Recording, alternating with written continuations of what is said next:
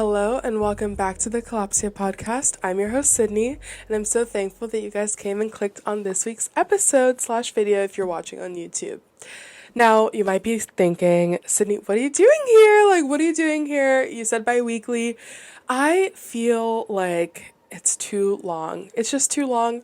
And this week, I feel like I found a little bit of extra time.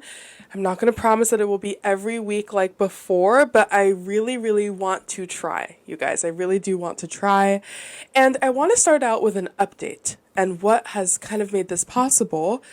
And it's that I followed what I was saying last week. If you guys didn't listen to last week's episode, I kind of did a run about everything I learned in my 22nd year. I just turned 23 last weekend. And one of the big things that I discussed was how following your intuition is so important and how actively I wasn't completely doing that, and I could notice the ways in which it was impacting my life. And as I was editing that episode, I was thinking to myself, Sydney, why are you actively saying that you are not following your intuition, but preaching to follow your intuition when you're actively not doing it? And so I followed my own advice. And I quit. I quit that coffee shop job. It's been a big saga on the podcast. If this is your first time listening to me, I basically was working in this restaurant or this coffee shop in which I just didn't feel like it really aligned with me. A lot of things were happening that I feel like were signs that it wasn't the space in which I was supposed to be. And I knew that, and I said that, and I explained that, and then I was still there. And so I quit. I officially quit, and it kind of led me into kind of understanding on another level just how impactful certain activities that we engage in are, certain activities that we refuse to engage in are, and how they are impacting our passion for life. And you might be like, okay, what do you mean by that? So to put you in my shoes, when I quit this coffee shop job, I felt as though an umbrella had been lifted from my head. Keep in mind, I only worked there 1 to 2 days a week, maybe 3 at the beginning, but really only 1 to 2 days a week, which really isn't many. But the impact that it had on my psyche was exponential, right? And the second that I left this position, it literally felt as though a cloud had been shifted from above my head, and almost immediately, all of my passion for life returned. Not to say that I had lost my passion for life, that's kind of a dramatic claim, but a significant amount of my passion had kind of fizzled out. I no longer felt as inspired to, post online, make YouTube videos, record, edit. I no longer felt as much drive or determination to continue to post this podcast weekly, even though this has been my passion for the past 2.5 years.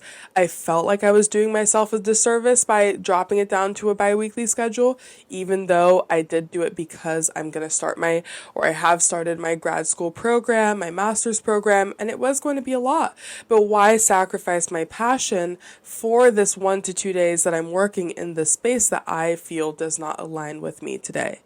And so it led me to think about, what are these activities that we are engaging in that could actually be hindering our passion? We all do things that we don't want to do. We don't want to work sometimes. We don't want to go to work. We don't want to clean. We don't want to clean. We don't want to take meetings or go to meetings if we have to go to meetings.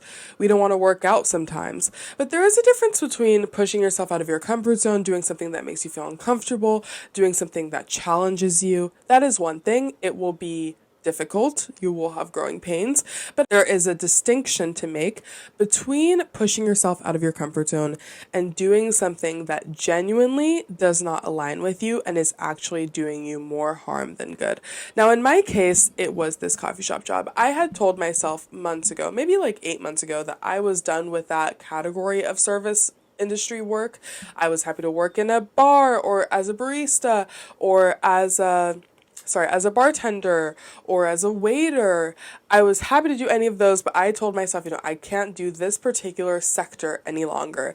And what do? I go back into it. It's not me pushing myself out of my comfort zone. I've done it before. I've done it for 4 years. I just went straight back into it. So when I placed myself back into this job, I felt that extinguishing of my passion, of my fire, of honestly my lust for life. And it's something that I could genuinely perceive. It's something that I was aware of.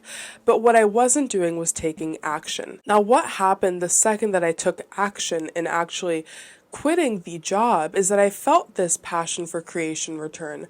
I felt this passion for my artistry and my self-expression return. How often are we ignoring our intuition? Because I think that we do it more often than we think. Now, a lot of the time when we are refusing to listen to our intuition, what we're actually doing is blocking our passion. And I'm speaking from my example here, but I think it can apply to a lot of other people. If you are aware that binge watching a show every single night is not doing a significant amount for you, that activity is something that you are used to doing, that you like to do, you have done in the past. I also have gone through phases where I would just watch YouTube until like 2 a.m. in the morning and then wonder why I wasn't able to go to sleep at night, or wonder why it was really hard for me to stay awake the next day. And it was something that was genuinely like not serving me anymore. It's not an activity that I continued to enjoy, but it was an activity that I felt comfortable doing and that I felt safe doing, and it was a ritual of sorts. And so that was kind of the swing that I had put myself in. But what that was kind of doing, what binge watching YouTube for hours after work, after school was really doing, is saturating my brain with so much information that I was unable to even, find sources of inspiration that could really stick around in my brain for long enough for me to actually do something with it. It was also taking away time that I could be spending maybe doing a collage, or maybe scrapbooking, or maybe painting, or using that creative desire in another way. But now that I bring up desire, something that I really wanted to bring out is how a lot of the time our intuition is something that feels separate from us. It's something that feels almost intangible. But I think that there are markers for our intuition that we do have access to, and that is through our emotions. Now, something I'm realizing through this degree that I'm actually doing it in behavior analysis, is that emotions and behavior does not come out of nowhere. It's not born from nothing. At least that is what this field defines it as. Behavior has to come from something, right? And they call it determinism. Now, when you take that into account, when you take into account the emotion of jealousy, I think that jealousy is one of the biggest markers, or a nice, almost flashing light for understanding what it is we truly want, what it is we truly desire.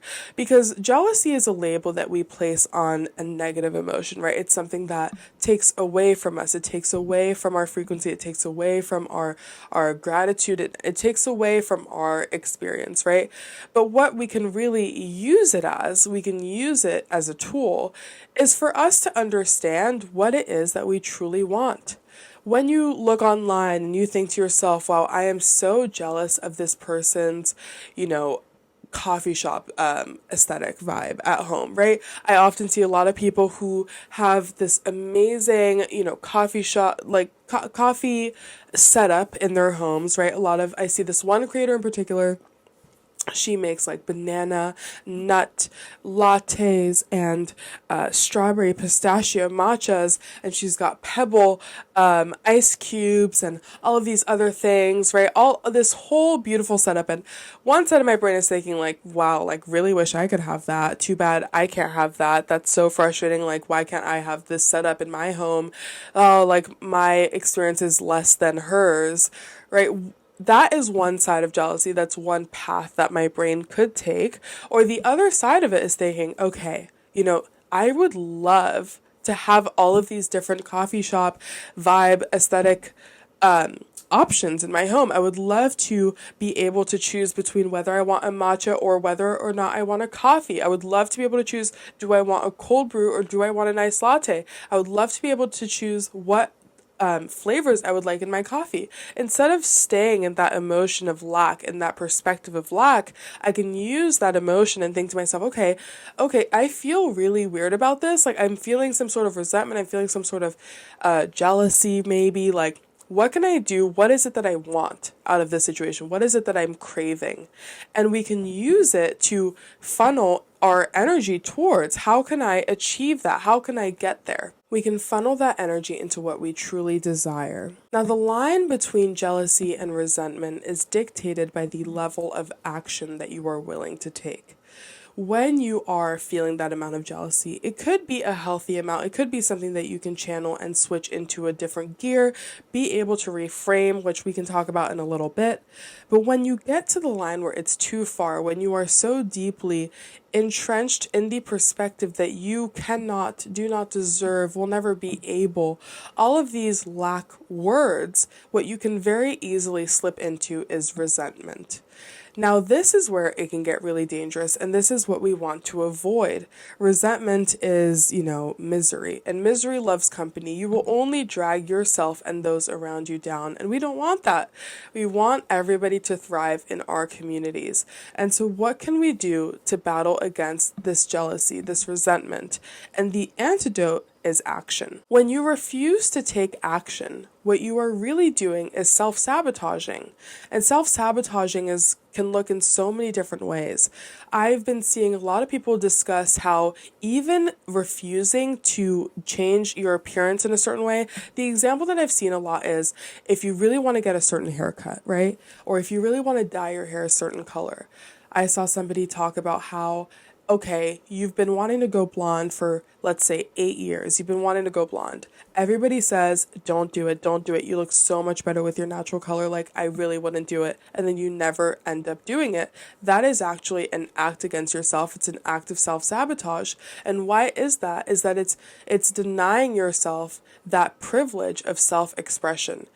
If you want to have blonde hair for a little bit, if you want to change it up for a little bit, and you stifle that desire, you stifle that urge, then you are honestly disrespecting yourself because you are refusing yourself, you are denying yourself of your capability to express yourself through hair color, express yourself through different hairstyles, express yourself towards those who are around you. And instead you are substituting your desire for what is expected of you, an external voice, an external opinion, and that is an action against yourself. Self-sabotage can look like refusing or denying yourself opportunities. If somebody comes to you and says, I've got a job for you. If you really want to get into this, maybe you can come and work for me. Maybe we can do that. Maybe you can come overseas maybe, and you can come and you can quit that job. Maybe you can come and work with us here. There is a level of risk in a lot of opportunities that push us out of our comfort zone, push us into possible timelines in which you are living that life that you are jealous of. But what will hold you back is that fear. What will hold you back is that unknown. So that can be one avenue of self-sabotage, but it can also look like refusing to look out for opportunities. For example, in that coffee shop aesthetic example, if I really want to have pebble ice cubes, if I really want to have strawberry filled ice cubes with blueberries inside, raspberry pieces, I also want a strawberry matcha lemonade that I make from home, and I've got the lemon syrup prepped and ready. If I really want that and I refuse to go to the grocery store, buy the ingredients, maybe go and buy a pebble ice tray that I can pop in the freezer. If I refuse to make those things available to me, if I refuse to try to actually create that destination for myself, then that is an act of self-sabotage as well. I'm thinking to myself, okay, no, I could go and buy all the materials that I need for it, but why would I do that? I just don't have it, and I can just sit in this misery instead. And then that is also an action against yourself. That's denying you of the opportunity to have that reality that you want for yourself, and it is an act of self-sabotage. It is an act of disrespecting yourself. And the thing that all of these bleed into is the third kind of point underneath self-sabotage. It's an act of poor self-belief, right? If you are constantly denying opportunities that present themselves to you, refusing to seek out opportunities that could be available to you by utilizing your resources, you are telling yourself that you are not worthy of that destination, you are not worthy of having that thing, having that iced matcha, having that experience abroad, having that career in music, having that career in acting, you are telling yourself that you are not worth seeking out, leaping out of your comfort zone, trying something new, and thus you are actually hurting your perception of your self-worth. Coming back to the example about hair, if you refuse to listen to your own internal desire and remain jealous of others who might have that hairstyle you want, that you might have that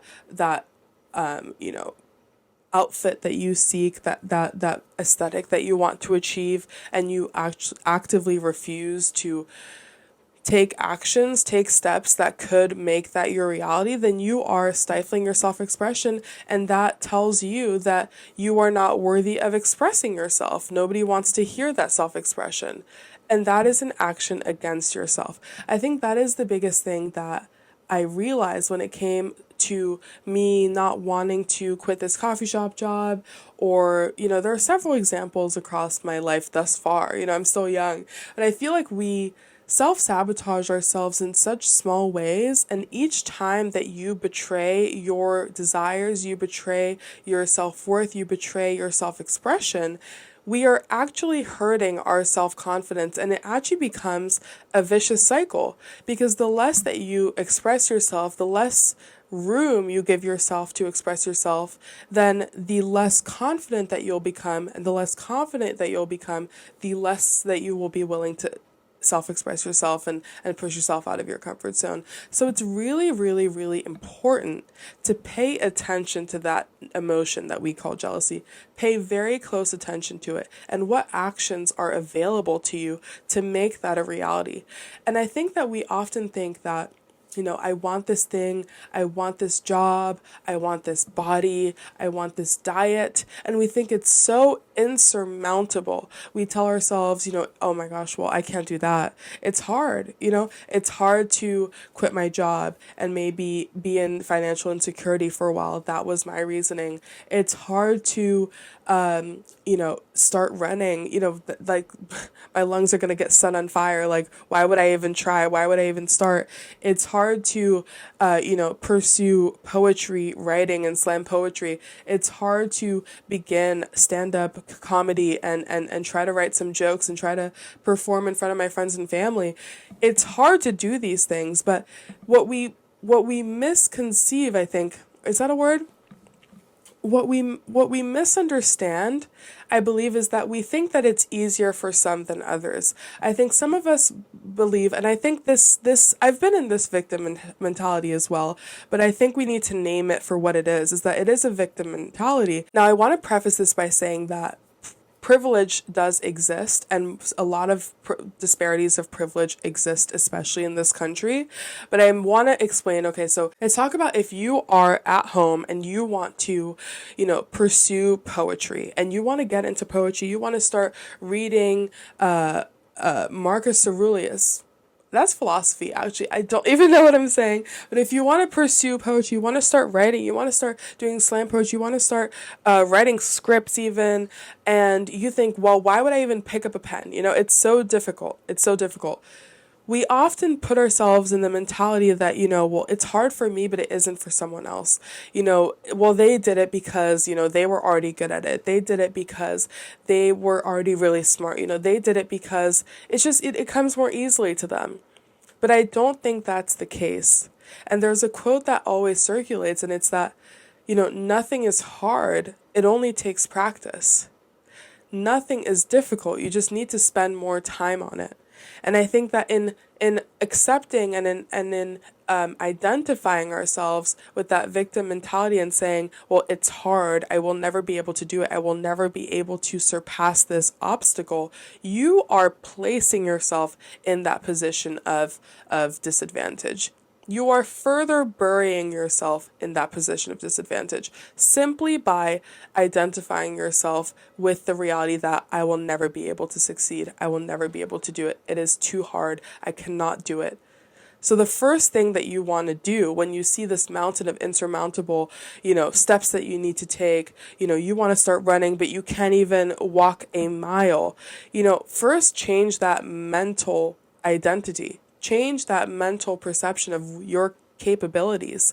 Nothing is difficult. It only takes time. Whether you want to become a writer, whether you want to become an actor, whether you want to become a physicist, whether you want to become a florist, everything takes time. And that is what we refuse to accept, especially in this society of instant gratification and, wanting things to be perfect the first time around, wanting everything to be good right now. That's not the reality for a lot of the things that we want to achieve. So, when you feel jealous, when you feel that sense of resentment, thinking, oh my God, I would love to have this, but I won't, change that mindset. Change that perception. And for the people who think that it's hard for you, but it isn't for others, think about how you can shift your self-belief, how you can build on that self-respect. And also think about how you are currently internalizing your fear. Because I feel like that's another big, big difference between people who are able to push past their comfort zone and place themselves outside of their comfort zone and do things that might be uncertain and unknown, is that their internalization of that fear is different. That thought process is different. And the thing is that thought and identity can be trained. It can be changed. And that's the whole basis of, behavior analysis. It's the whole basis of manifestation as well. And when you think about the law of assumption and the law of attraction, a lot of it is training your mind. It is training your thought patterns, training your self-belief, right? You can train yourself to not back down in the face of fear. And what might that look like? If you think to yourself, wow, I'm feeling a little bit anxious, I'm feeling a little bit scared, what can I do? Maybe I can pick up a journal, walk myself through this thought. What about it exactly is stressing me out? And what about it excites me? I think those are also two emotions that are often comorbid, is anxiety and excitement. Sometimes it's like, oh my gosh, I'm shaking. I'm like, whoa, like this is really scary. Maybe you're about to go on a flight, and maybe, going on a plane can be scary, but then it can also be pretty exciting. At least that's my personal experience. I wasn't scared of flying until maybe age 16. I flew, I've been flying my whole life. I've had very nice privilege to have been able to do so, but I didn't develop a fear of flying until consciousness hit at age 14 or something like that. And I was like, wait a minute, this thing can crash. I didn't realize that, but every time I go on a plane, I was like, oh my God, I'm scared, but then I'm also like, oh, I'm so excited. I love it up here.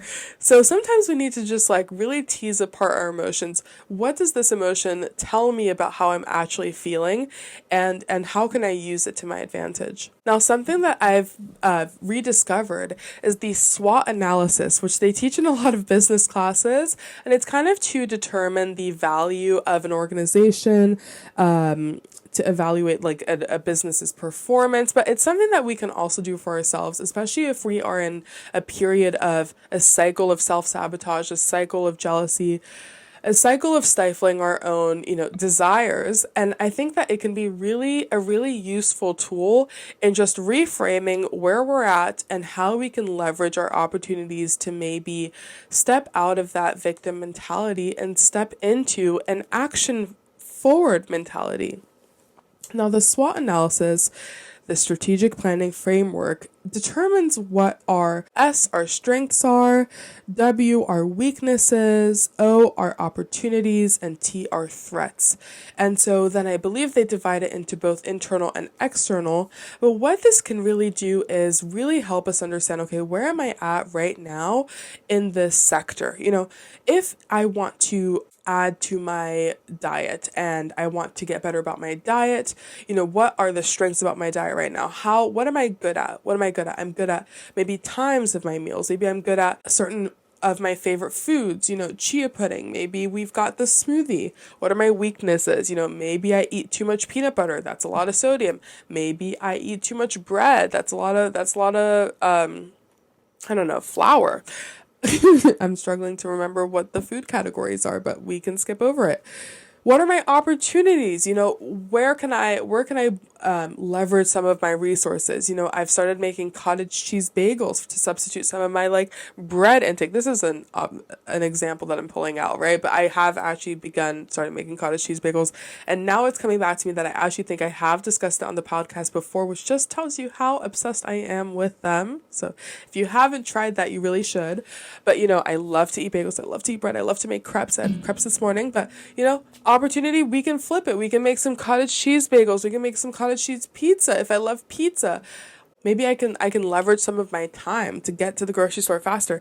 I don't know. This example is kind of like waffling out, but you understand what I'm saying here. When it comes to you being confronted with those emotions of resentment and jealousy, think about it as a marker of, okay, I need to take action. I need to figure this out. This is something that I want. This is something that I obviously deeply crave. How can I bring it closer to myself? What opportunities do I have available to me?